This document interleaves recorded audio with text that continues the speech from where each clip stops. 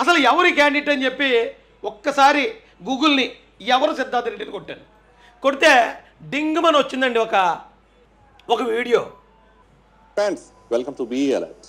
మీ చుట్టూ జరుగుతున్నా మిమ్మల్ని అప్రమత్తం చేసే కథనాలపై ఫోకస్ చేసి ఇంతకే శాప్ చైర్మన్ అన్నారు, మనోడు కొడాలని ఒక మంత్రి ఏమో ఎత్తేస్తున్నాడు, ఇంకొక ఎవరో జక్కంపూడి రాజా వాళ్ళేమో వాళ్ళ బిల్డప్ వాళ్ళు ఇచ్చారు.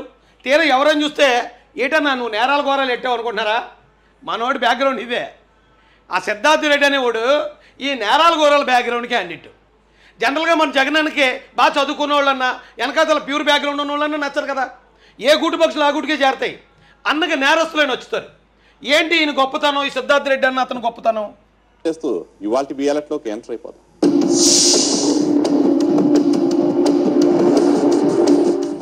ఫ్యాక్షన్ సీమలో 4 నెలల కిందట ఓ మర్డర్ జరిగింది. హత్యకు గురైంది మరెవరో కాదు, నందికొట్కూరు మార్కెట్ యార్డ్ మాజీ వైస్ చైర్మన్. ఆ కేసులో మాజీ మంత్రి పేరు బయటకు వచ్చింది. అప్పటి నుంచి ఆయన ఏమయ్యారో ఎవ్వరికీ తెలియదు. ఇన్నాళ్ళు అజ్ఞాతంలో గడిపిన ఆ పెద్ద మనిషి ఉన్నట్టుండి కోర్టులో లొంగిపోయారు.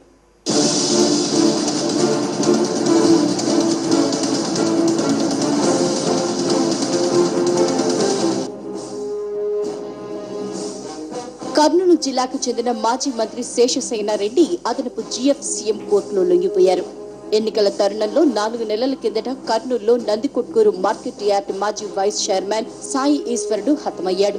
ఈ కేసులో మాజీ మంత్రి శేషసేనారెడ్డితో పాటు ఆయన కుమారుడు మాజీ ఎమ్మెల్యే బైరెడ్డి రాజశేఖర్ రెడ్డి, మనవడు బైరెడ్డి సిద్ధార్థ రెడ్డి నిందితులు. మీసాలు కూడా రాలేదు, మన వాళ్ళకి గడ్డం కూడా రాలేదు.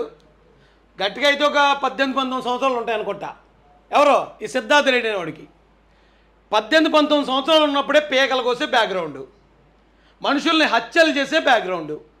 ఇలాంటి వ్యక్తిని తీసుకొచ్చి నారా లోకేష్ గారికి పోటీగా యోగాలు స్టార్ట్ చేస్తాడట కొడాలి నాని. ఏంటయ్యా ఈ దౌర్భాగ్యం రాష్ట్రానికి? అంటే నారా లోకేష్ అనే వ్యక్తి ఆయన ఏమి నేరాలు ఘోరాలు చేయకపోవటం, బాబాయిని లేపించకపోవటం, మర్డర్లో మానభంగాలు చేయించకపోవటం, అక్రమాస్తులు సంపాదించకపోవటం, అందుకనే ఆయన పప్పు అంటున్నారా? అంటే అవన్నీ చేసే వాళ్ళందరూ కూడా నిప్పులా లేకపోతే తుప్పులా? మీసాలు కూడా లాంటి టైంలో మర్డర్ చేసిన వ్యక్తులు ఈ రోజున ప్రజా నాయకులు మా జగన్మోహన్ రెడ్డి అన్నకి. ఎందుకంటే అన్న వీళ్ళకి ఇతనికి శాప్ చైర్మన్ ఇచ్చాడు స్పోర్ట్స్ అథారిటీకి. మరి ఏం స్పోర్ట్స్ చూసాడంటే పేకలు నరికే స్పోర్ట్స్ చూసావన్నా జగనన్న? కత్తిలు బాగా తిప్పటం, పేకలు కోయటం, అర్ధరాత్రులు ముసుకేసుకుని వెళ్ళి వెనక నుంచి బ్లేడ్లు ఇచ్చి పేకలు కోయటం, ఆ టాలెంట్ చూసి శాప్ చైర్మన్ ఇచ్చావా?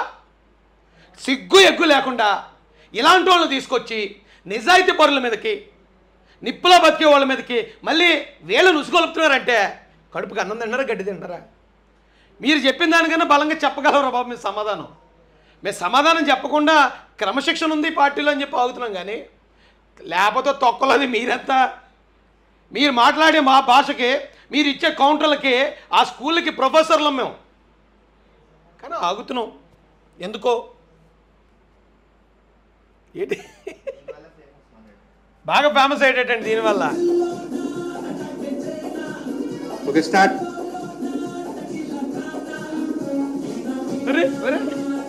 అన్న పావులా మెలిగిలు తిరుగుతున్నాడు. Okay, start. టిక్ టాక్ స్టారా మనోడు కూడా? అదే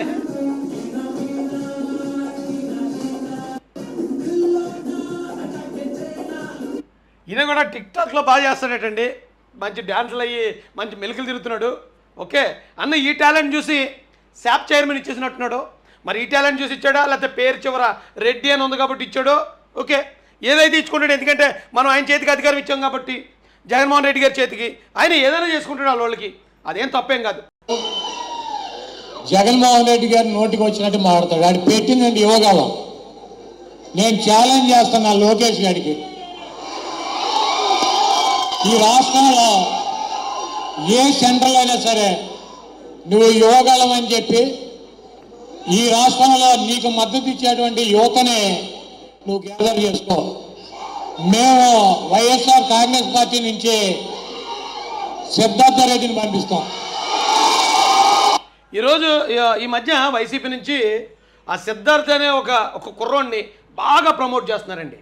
ఏంటో తెలీదు, వీళ్ళేమో అతనికి ఇస్తారు బిల్డప్, అతనేమో ఏళ్ళకి బిల్డప్ ఇస్తాడు. మరి ఏంటో ఎక్కడొచ్చిందో నాకైతే అర్థం కాదు. కానీ అయితే ఎవడో ఈ సిద్ధార్థ రెడ్డి అంటే అసలు ఏంటి ఇంత బిల్డప్ ఇచ్చడానికి శాప్ చైర్మన్ ఇచ్చేశారు. అలాగే నందికొట్కూరు అనే ఒక ఎస్సీ కాన్స్టిట్యున్సీకి రిజర్వ్డ్ కాన్స్టిట్యున్సీకి ఎమ్మెల్యేగా ఒక దళితుడు అనే ఆర్థర్ అనే వ్యక్తి నెగ్గినా ఆ నియోజకవర్గానికి ఇతను ఇన్ఛార్జ్. ఎక్కడన్నా అధికార పార్టీకి సంబంధించిన ఓడిపోతే ఇన్ఛార్జిని పెడతారు, కానీ ఒక ఎస్సీ వ్యక్తి అక్కడ ఎమ్మెల్యేగా ఉండగా ఇతను తీసుకెళ్ళి అక్కడ ఏంటది ఇన్ఛార్జ్గా పెట్టారు. శాప్ చైర్మన్ అంటున్నారు. మొన్నేమో ఇక్కడ జక్కంపూడోళ్ళు పిలిచి వీళ్ళ బిల్డప్ వీళ్ళు ఇచ్చారు, ఇప్పుడేమో కొడాలని వీళ్ళు ఎత్తుతున్నారు. ఎందుకు ఎత్తుతున్నారు ఇలాగా? ఏముంది మన వాళ్ళు? ఏమో నిజంగా ఒక లోకేష్ గారి లాగా ఎక్కడన్నా విదేశాలకు వెళ్ళి బాగా చదువుకుని వచ్చాడేమో, లేదా ఈ రాష్ట్ర భవిష్యత్తు కోసం ఏమన్నా పాటుపడే వ్యక్తి ఏమో. అసలు ఎవరి క్యాండిడేట్ అని చెప్పి ఒక్కసారి గూగుల్ని ఎవరు సిద్ధార్థ రెడ్డిని కొట్టాను. కొడితే డింగ్మని వచ్చిందండి ఒక video. Friends, welcome to be alert. మీ చుట్టూ జరుగుతున్నా మిమ్మల్ని అప్రమత్తం చేసే కథనాలపై ఫోకస్ చేసి ఇంతకే శాప్ చైర్మన్ అన్నారు, మనోడు కొడాలని ఒక మంత్రి ఏమో ఎత్తేస్తున్నాడు, ఇంకొక ఎవరో జక్కంపూడి రాజా వాళ్ళేమో వాళ్ళ బిల్డప్ వాళ్ళు ఇచ్చారు. తీరా ఎవరని చూస్తే ఏటన్నా నువ్వు నేరాల ఘోరాలు ఎట్టావు అనుకుంటున్నారా? మనోడి బ్యాక్గ్రౌండ్ ఇదే. ఆ సిద్ధార్థ రెడ్డి అనేవాడు ఈ నేరాల ఘోరాల బ్యాక్గ్రౌండ్ క్యాండిడేట్. జనరల్గా మన జగనానికి బాగా చదువుకున్న వాళ్ళన్నా వెనకాతల ప్యూర్ బ్యాక్గ్రౌండ్ ఉన్న వాళ్ళన్నా నచ్చరు కదా, ఏ గూటు పక్షులు ఆ గూటికే చేరతాయి. అందుకే నేరస్తులైన వచ్చుతారు. ఏంటి ఈయన గొప్పతనం, ఈ సిద్ధార్థ రెడ్డి అన్న అతను గొప్పతనం చేస్తూ ఇవాళ బీ అలర్ట్లోకి ఎంటర్ అయిపోతాం.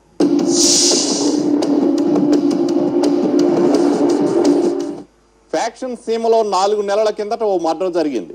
హత్యకు గురైంది మరెవరో కాదు, నందికొట్కూరు మార్కెట్ యార్డ్ మాజీ వైస్ చైర్మన్. ఆ కేసులో మాజీ మంత్రి పేరు బయటకు వచ్చింది. అప్పటి నుంచి ఆయన ఏమయ్యారో ఎవ్వరికీ తెలియదు.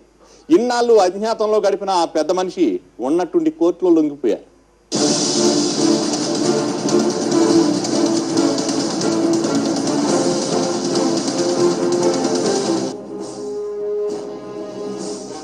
కర్నూలు జిల్లాకు చెందిన మాజీ మంత్రి శేషసేనారెడ్డి అదనపు జీఎఫ్సీఎం కోర్టులో లొంగిపోయారు.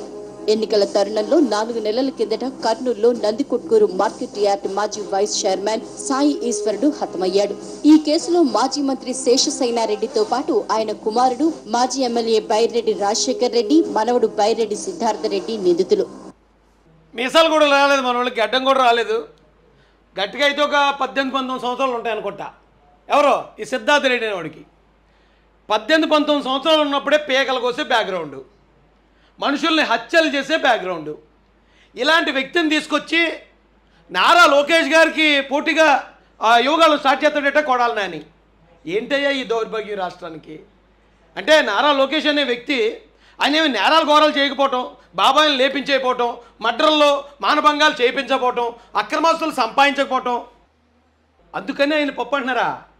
అంటే అవన్నీ చేసే వాళ్ళందరూ కూడా నిప్పులా లేకపోతే తుప్పులా? మీసాలు కూడా లాంటి టైంలో మర్డర్ చేసిన వ్యక్తులు ఈ రోజున ప్రజా నాయకులు మా జగన్మోహన్ రెడ్డి అన్నకి.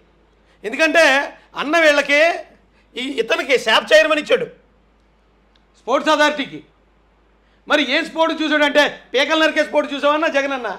కత్తిలు బాగా తిప్పటం, పేకలు కోయటం, అర్ధరాత్రులు ముసుకేసుకుని వెళ్ళి వెనక నుంచి బ్లేడ్లు ఇచ్చి పేకలు కోయటం, ఆ టాలెంట్ చూసి శాప్ చైర్మన్ ఇచ్చావా? సిగ్గు ఎగ్గు లేకుండా ఇలాంటి వాళ్ళని తీసుకొచ్చి నిజాయితీ పరుల మీదకి, నిప్పులా బతికే వాళ్ళ మీదకి మళ్ళీ వీళ్ళని ఉసుగొలుపుతున్నారంటే కడుపుకి అన్నం తింటారా గడ్డి తింటారా? మీరు చెప్పిన దానికన్నా బలంగా చెప్పగలరా బాబు మీ సమాధానం? మేము సమాధానం చెప్పకుండా క్రమశిక్షణ ఉంది పార్టీలో అని చెప్పి ఆగుతున్నాం, కానీ లేకపోతే తొక్కలది మీరెంత?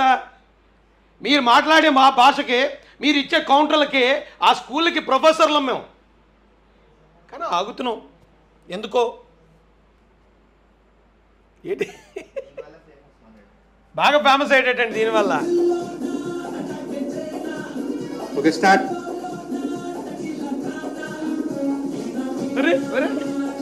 అన్న పావులా వెలిగిలు తిరుగుతున్నాడు. Okay start. Tick tok star మనోడు కూడా.